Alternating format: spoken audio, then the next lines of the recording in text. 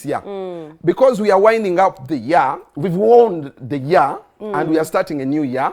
Twagala tubalage ku bivulu ebyakola nga byatambula this year. Okay. Abategeka obubi omwaka guno mutereezeemu. That's the essence of abakola it. zero sit do not give up. Era ne Crystal Panda tusate n'abakakasa nti luli yali nkuba yali yamulemesa. Yajjuza. So nabagala Sandra bana tulina abaana abakola amawulire mwe baana mwe telefayina temunagitegeera bulungi buli we tulaga nemwe ogenda wulira omwana gwe bayita munnamawulire omutuufu bw'enemboozi. Thank you so much Sandra for compiling this for kawunyemu tukusiimye era tusanyuse nnyo sweetheart.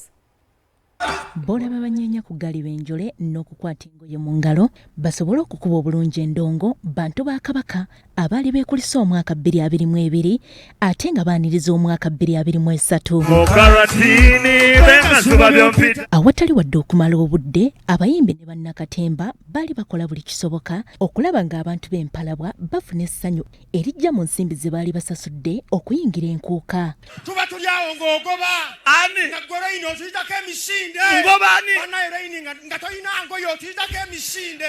Ng'oggyeko enkuuka waliwo ebivulu ebirala mu bitundu by'eggwanga eby'enjawulo okuli ekyali ku Freedom City wabula kino gye byaggweera nga waliwo abaluguzeemu obulamu. Kaali kaseera kazibu ng'abafiiriddwako abaabwe beewunya engeri gye baafaamu wakati mu kwenyiga olw'okwagala okulaba ebiriroliro ziyite fireworks ebyali bikubibwa wabweru w'ekifo awali ekivvulu ate ng'abalala kigambibwa nti bafa kiziyiro. Waliwo abantu 5 abaafiiriddewo ensonga yabadde ya kiziyiro naddala eri abaana. Mu bimu ku bitasaana kwerabirwa mu mwaka gwa 2023 ky'ekivvulu ky'omuyimbi Nakinku Jose Mayanja amanyiddwa nga Jose Chameleon kye yatuuma ggwanga mujje kyokka kinajjukirwa nti olunaku lwe kyalina okubaayo enkuba yakigootaanya olwo n'addamu buto okutegeka n'akuba abadigiza endongo wamma gwe ne bakkiriza. Buli omu nga yeewulira nti asinga munne abayimbi Shiba Kalungi ne Sende Sanyo balumba stage ne bakola empaka okusalawo ani asinga oba kyewandiise bato eyali ku kisaawe Kololo era n'eno abadigize beeyiwa mu bungi olwo abayimbi bano buli omu n'akeesa munne endongo.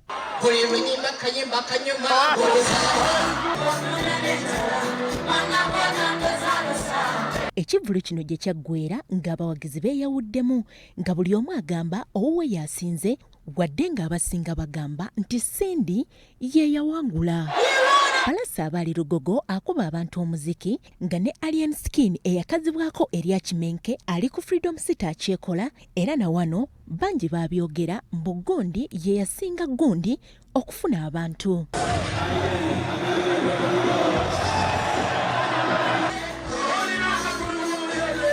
Ebivvulu ebirala ebisaanikiddde omwaka 2023 mulimu ekya Edikenzo ekyayitibwa Edikenzo Festival nga kino kyali Kololo, eddogo lyafuluka ekya Clever J, Message at 46, emyaka 32 ejja Paul Saka n'ebivvulu ebirala.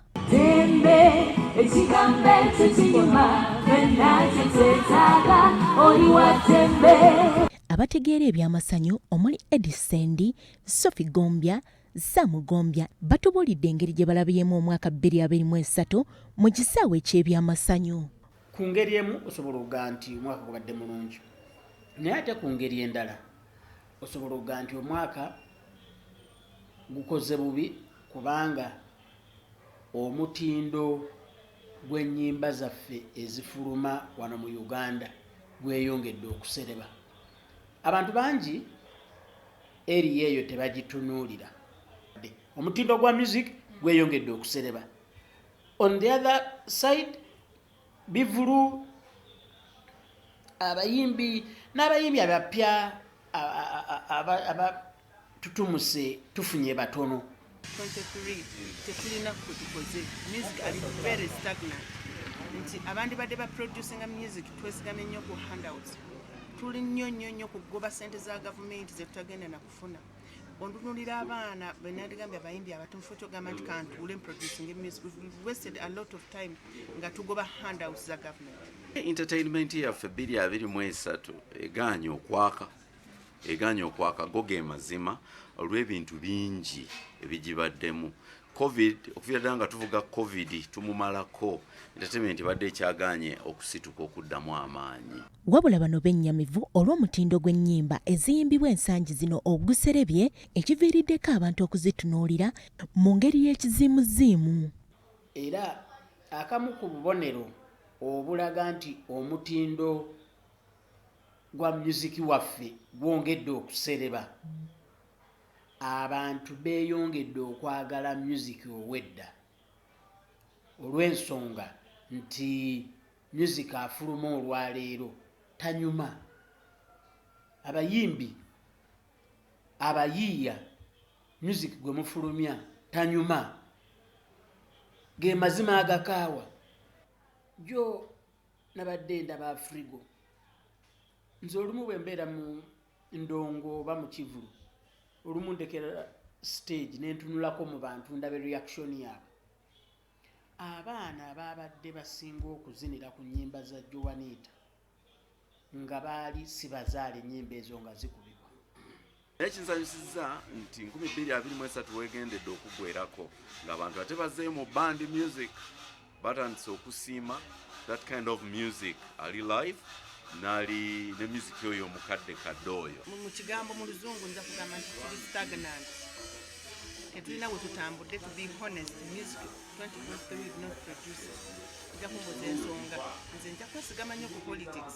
Abayimbi n'abali mu kisaawe ky'ebyamasanyu okuyingiza ebyobufuzi mu mulimu gwabwe kyekiviiriddeko okuba ng'ate omwaka guno tebakoze bulungi, wabula abamu bagamba nti singa kino bakyewala bajja kutambuza bulungi omulimu gwabwe newankubadde nga tekyewalika.